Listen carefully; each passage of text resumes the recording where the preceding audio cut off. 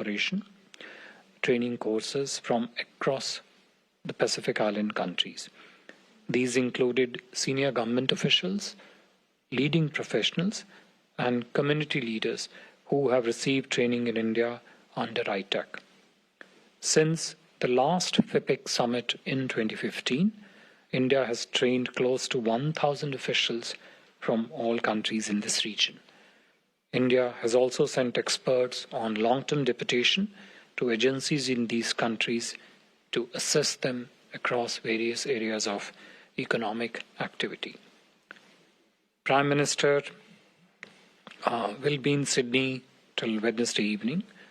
During this period, this is just to give you a bit of an outline of what lies ahead of a Prime Minister's visit to Australia, to Sydney. He will hold bilateral meetings with the Honourable Prime Minister of Australia, Anthony Albanese, also call on Governor-General David Hartley, and have meeting with Leader of the Opposition, Peter Dutton. Prime Minister Albanese will also host a dinner for Prime Minister, and during his upcoming 2 days of stay, Honourable Prime Minister will meet leading CEOs and also address the Indian community here. We will share more and detailed information on his visit, on his various engagements during his stay in Sydney over the course of a couple of days. I would stop here, and if there are questions, we'll try and answer them. Thank you. Thank you, sir. Before I open the floor for questions, ground rules, please introduce yourself and the organization that you represent. Yeah, Siddhant, let me open with you. Microphone, please. Hi, sir. Siddhant from WION. How much is India's engagement with the Pacific countries important to India's vision of the Indo-Pacific? My first question. And second, when it comes to meeting with the Australian Prime Minister, how much focus will be the Khalistani extremism, a concern which India has raised publicly several times? Okay.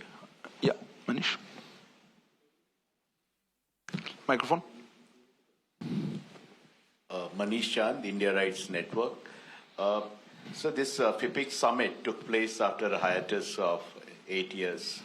Following this summit, can we expect a more structured, more regular engagement? My second question is, Pacific Island countries have become an arena for geopolitical rivalry. At this summit meeting, what kind of views, what were the views of the leaders about India's role in the region? How did they look at it? Okay, I'll take the last set of questions. Yeah, then we'll want more on. So, in addition to Manish's question, if you introduce from DD News, when we are talking about this FIPIC summit did take place after a hiatus, I would like to know what in the discussions from any subjects that have been taken up from the FIPIC 1 summit and FIPIC 2 summit, anything that has been carried forward? You mean implemented? To be honest, a lot of issues that I'll let Foreign Secretary answer that, but a lot of issues, of course, have been, and today you saw the implementation announcements. So maybe, okay, you have a question? Or I'll take another round of it. I already have 5 questions. Just give me a second. So, let him start saying, go ahead. I'm Vishal Monga from Aaj Tak. Just wanted to ask whether the Prime Minister would raise the issues of Hindu mandirs being attacked here in Australia. Will it be raised tomorrow or whenever he meets the Prime Minister of Australia? Okay. Okay, so.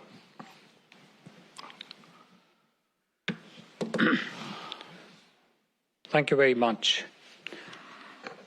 In many ways, the questions that have been asked by friends here, Siddhant's question on India's vision of the Indo-Pacific, Manish's, your question on more structured engagement after the period of hiatus. Our colleague from the DD News also referred to the hiatus and issues from the previous FIPIC summit. And the second set of questions relating to the scope of discussions during the next 48 hours of Honourable Prime Minister's stay here. Allow me to club these questions together, because although these questions they touch upon individual aspects of cooperation between India and the countries of the Pacific Island, it is important to position them in the composite frame in which India looks at its engagement with these countries. So India's vision of the Indo-Pacific, for example, issues from the previous FIPIC summit, views of different leaders. In many ways, they all triangulate together in terms of India's partnership, extensive partnership, engagement with individually with some of the countries, with most of the countries of the FIPIC, but also with FIPIC as a collective, as a regional collective. One important underlying element of India's vision of its engagement with the FIPIC partners is India regards the countries of the FIPIC as very important members of the countries of the Global South.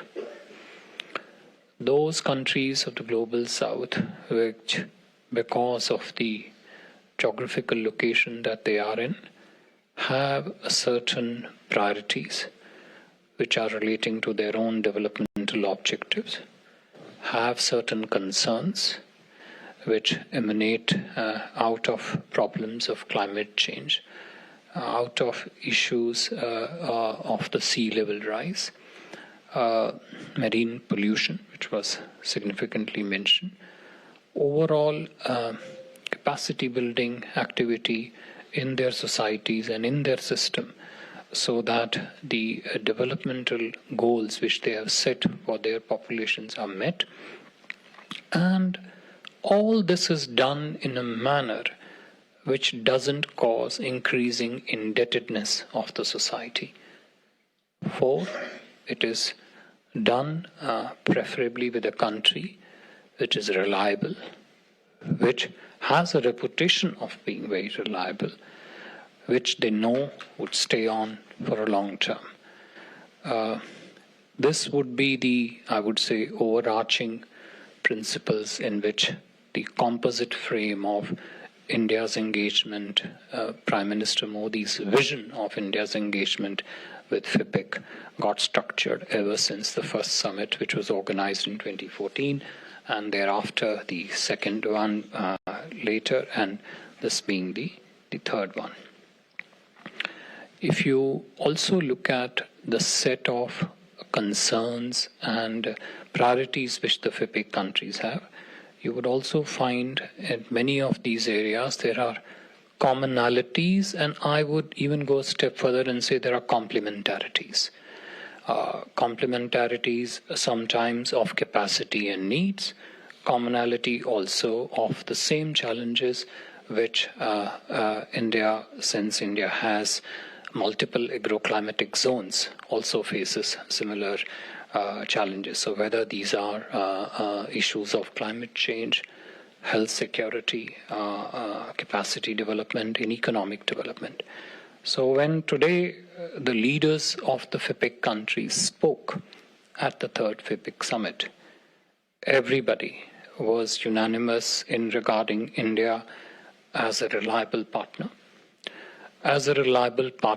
which has democratic values, as a reliable partner with democratic values whose developmental template is such which doesn't structurally burden their economies, and at the same time is able to match very well with one, the priorities which they set, not what India sets, and two, that those priorities are harmonized with the kind of assistance package